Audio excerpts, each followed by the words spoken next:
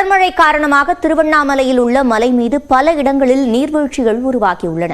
கூடுதல் தகவல்களை நமது செய்தியாளர் சதீஷிடம் கேட்கலாம். சதீஷ், முழுமையான விவரங்கள். திருவண்ணாமலை நவம்பர் 30 மற்றும் டிசம்பர் 1ஆம் தேதி சஞ்சால் புயல் எதிரொலியாக திருவண்ணாமலையில் வரலாறு காணாத அளவுக்கு மழை கொட்டி தீர்த்தது. குறிப்பாக 65 ஆண்டுகள் இல்லாத வகையில் இந்த பேய் மழை பெய்துள்ளது என்றுதான் கூற வேண்டும். இந்த மழை காரணமாக திருவண்ணாமலை கோவில் பின்புறம் உள்ள 2668 அடி உயரம் கொண்ட மகாதீப மலை மீது பல்வேறு இடங்களில் இருந்து நிலச்சரிவுகள் ஏற்பட்டுள்ளது. குறிப்பாக நவம்பர் மாதத்தில் அந்த நிலச்சரிவானது வஉசி நகர் பகுதியில் 9வது தெருவில் ஏற்பட்ட நிலச்சரிவில் கிட்டத்தட்ட 7 பேர் சிக்கி அதில் மீட்புப் பணியினர் நேற்று இரவு 5 உடல்களை மீட்டுள்ளார்கள்.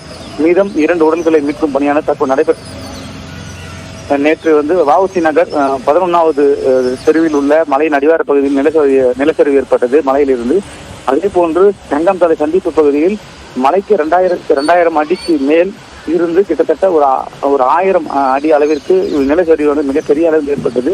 இது போன்று மலையை சுற்றி பல்வேறு இடங்களில் நீர்வீழ்ச்சிகளும் மற்றும் நிலச்சரிவுகளும் அங்கங்கே நீர்வீழ்ச்சிகளும் நிலச்சரிவு ஏற்பட்டு வருகிறது. குறிப்பாக இந்த மலையானது முழுமையாக மழையால் பாதிக்கப்பட்டு அங்கங்கு மலையில் முழுமையான ஒரு செம்மண் இருப்பதால நீர் அரிப்புகள் ஏற்பட்டு அங்கங்கு நிலச்சரிவுகளும் நீர்வீழ்ச்சிகளும் அங்கங்கு ஓடி வந்த வண்ணம் தான் இருக்கிறது.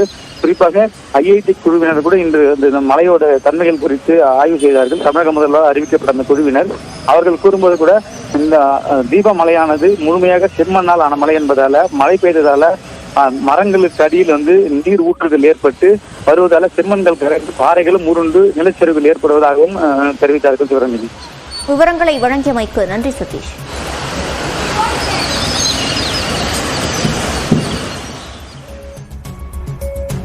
விழுப்புரம் பேருந்து நிலையத்தில் 3வது நாளாக மழை நீர் தேங்கியுள்ள நிலையில் அங்குள்ள பேருந்துகள் உள்ளே செல்ல முடியாத நிலை தொடர்கிறது.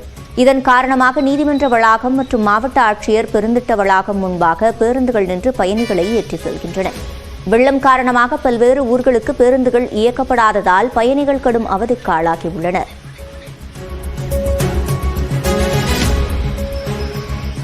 பெங்களூர்லேருந்து வரேன். இங்கே பார்த்தா பேருந்து நிலையில் ஃபுல்லாக தண்ணியாக இருக்குது. அப்புறம் இங்கேருந்து பஸ்ஸு இல்லை. காலிலேருந்து 2 மணி நேரம் ஆகுது. ஒரு 15 கிலோமீட்டருக்கு 16 கிலோமீட்டருக்கு ஆட்டோ பிடிக்கணுனாக்கா அதிகபட்சமாக கேட்குறாங்க. ஒரு 1000 ரூபா அந்த மாதிரி கேட்குறாங்க. இந்த மாதிரி இந்த தண்ணியெல்லாம் வெளியேற்றிட்டு பஸ்ஸை உடனடியாக விட்டால் எல்லா மக்களுக்கும் நல்லாயிருக்கும்.